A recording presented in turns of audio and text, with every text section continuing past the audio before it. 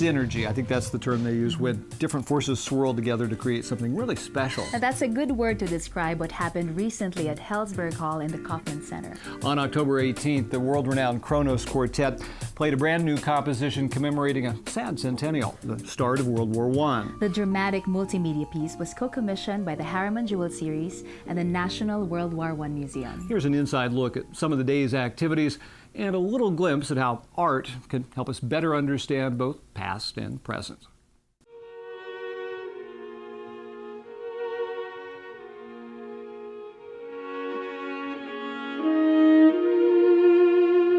When I started Kronos in 1973, I hoped we would last a week. And then after the first week, I was, wow, maybe we can last a month.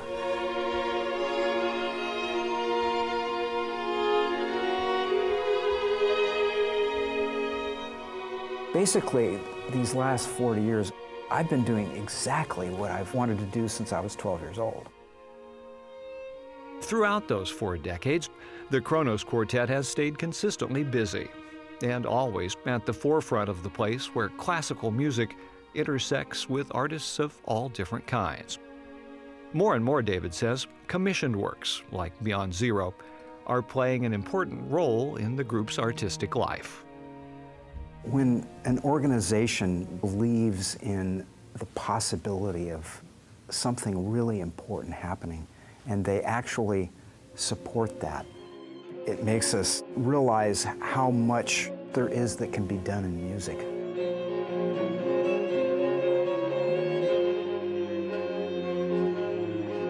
So just hours before the 3rd public performance of Beyond Zero, synced to filmmaker Bill Morrison's evocative images, the violinists did as thousands do every year and stepped back in time at the National World War I Museum. Walking through the museum, on one side is terribly disturbing, and on the other side it's astonishing.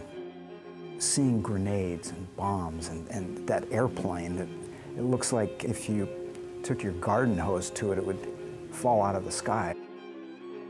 World War I began as a war, kind of the 19th century, and it's a 19th century philosophy going up against 20th century technology. We collected our first piece in 1920, and we have the most globally diverse collection of World War I artifacts. It was a world war, and I've never seen that as clearly exhibited before in any book or anywhere. Musical threads, which echo that global participation, have been woven throughout Alexandra Vrebelov's composition. A Bosnian, she's all too familiar with the specter of death and destruction. Alexandra is the only composer that has ever written for Kronos who actually has experienced her city being bombed while she was writing music for us. I remember calling her and hearing bombing going on in the background.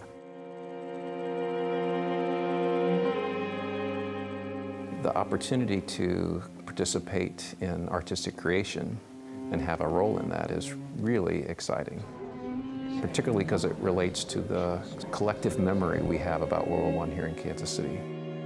The other essential part of this equation is the series called Harriman Jewell, named for the English professor who founded it, and the College in Liberty, which has continued to sustain it since Richard's death in 2010.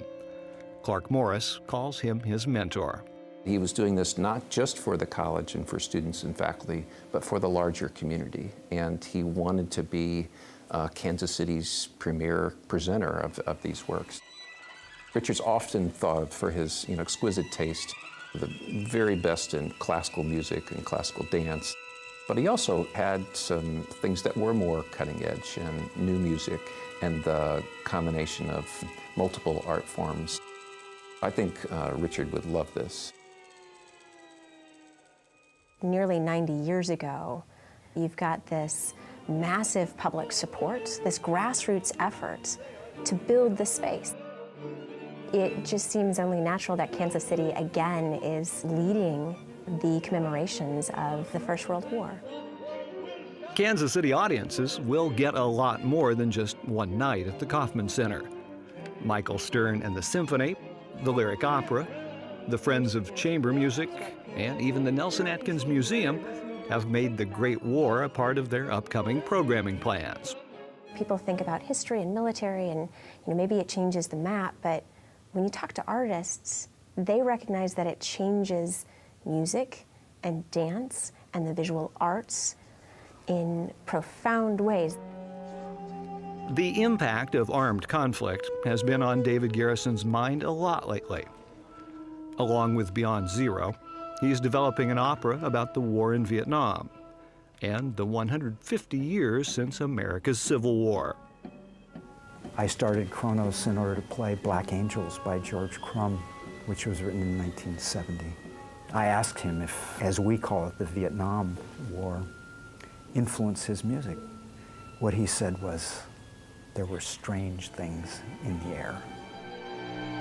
Musicians, we're like antennae, and we absorb, interpret, and explore those strange things in the air, and there's certainly plenty of them right now.